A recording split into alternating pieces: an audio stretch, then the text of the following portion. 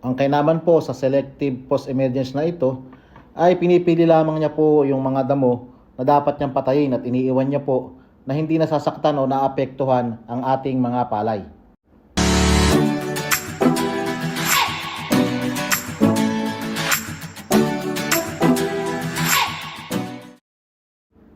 Magandang araw po muli mga kabagis, magandang buhay po sa ating lahat.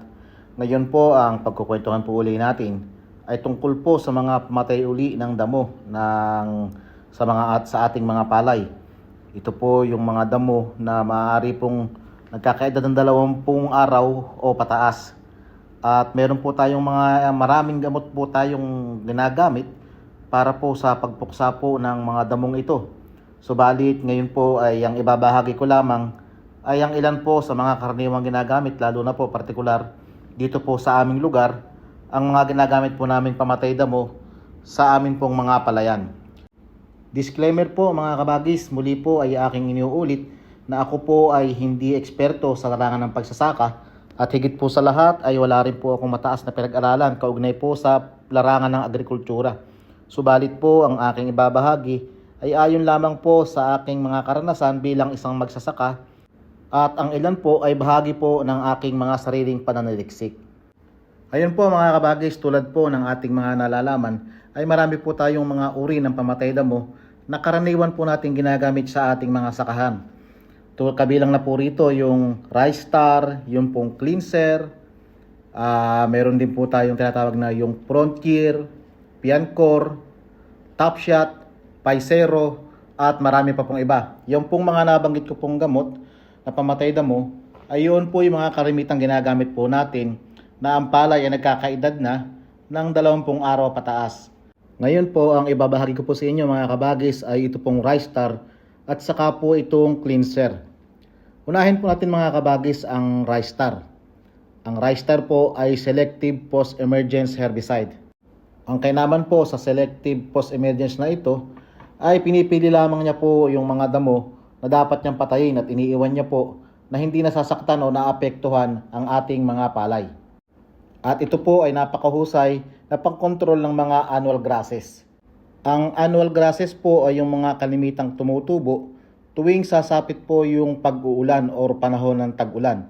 Kung hindi po ako nagkakamali ay kabilang po rito yung damong telebisyon, trigo, pulang puwet, palay maya, at saka po yung tinatawag nating mais-maisan.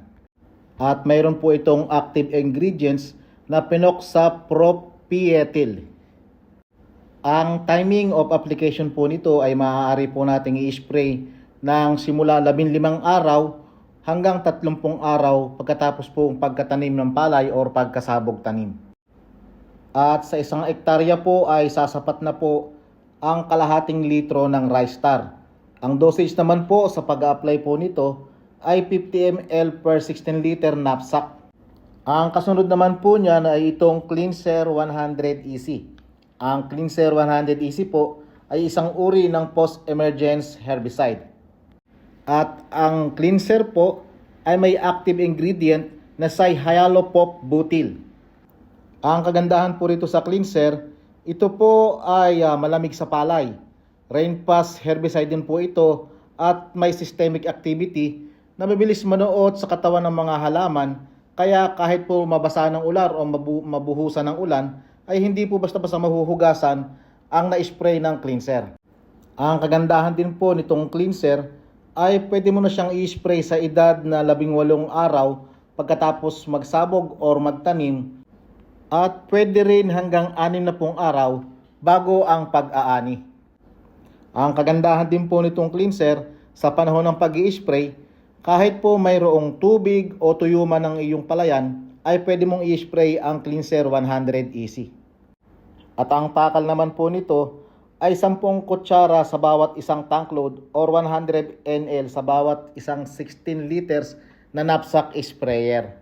At sa loob po ng 4 na araw ay makikita mo na po ang resulta ng pagkaka-spray mo ng pamatay damo sa iyong palayan.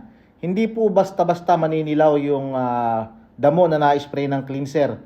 Subukan nyo pong bunutin yung damo na na-spray ng Cleanser at makikita nyo po na maiiwan yung pinakaugat ng damo at mabubunot lang po yung pinakapuno niya. Makikita nyo po na bulok yung puno nung damo.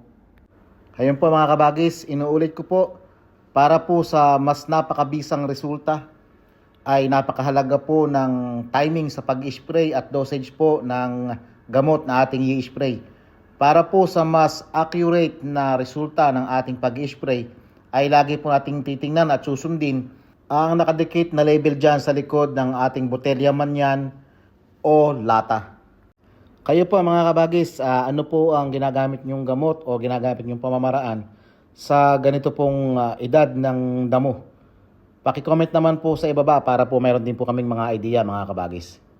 At muli po mga kabagis, pinapaalala ko, akin pong muling inuulit, ang inyong pong lingkod ay hindi po eksperto sa larangan ng pagsasaka. Ang akin pong ibinahagi ay batay lamang po sa aking eksperyensya bilang isang magsasaka.